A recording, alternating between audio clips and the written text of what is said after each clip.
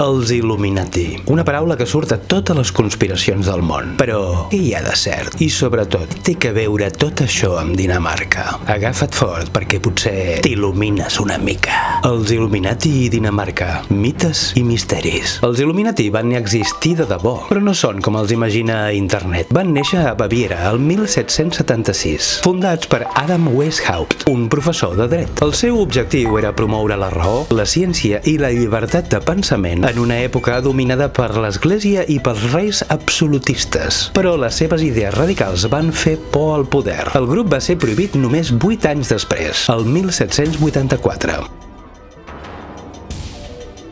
I aquí comença la llegenda. Amb el temps, molts van començar a dir que els Illuminati no havien desaparegut, sinó que s'havien infiltrat en governs, bancs i fins i tot en la cultura popular. Les pel·lícules i els mites, des de Dan Brown fins als vídeos de YouTube, han convertit els Illuminati en una mena de secta secreta que controla el món. Però hi ha proves? No. Hi ha imaginació? Molta.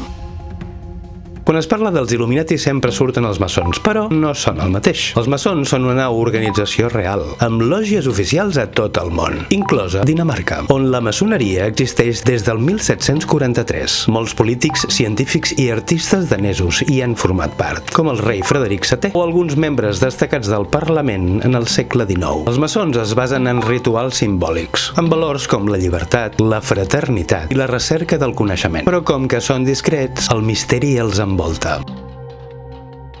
Hi ha qui assegura que alguns maçons danesos mantenien contactes amb corrents il·lustrats d'Alemanya. I d'aquí surt la teoria que Dinamarca tenia il·luminatis amagats. Però històricament no hi ha cap prova sòlida. Només correspondència d'intel·lectuals danesos que parlaven de llibertat, ciència i educació, com molts altres europeus de l'època.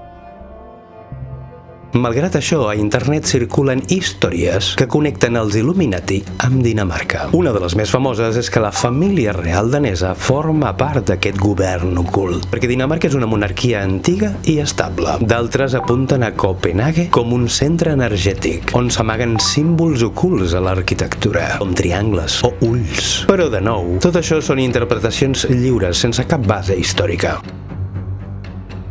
A Dinamarca, les teories conspiratives dels Illuminati no són tan populars com als Estats Units, però també tenen el seu raconet als fòrums i a les xarxes. Alguns les veuen com a entreteniment, altres com a advertència al poder global.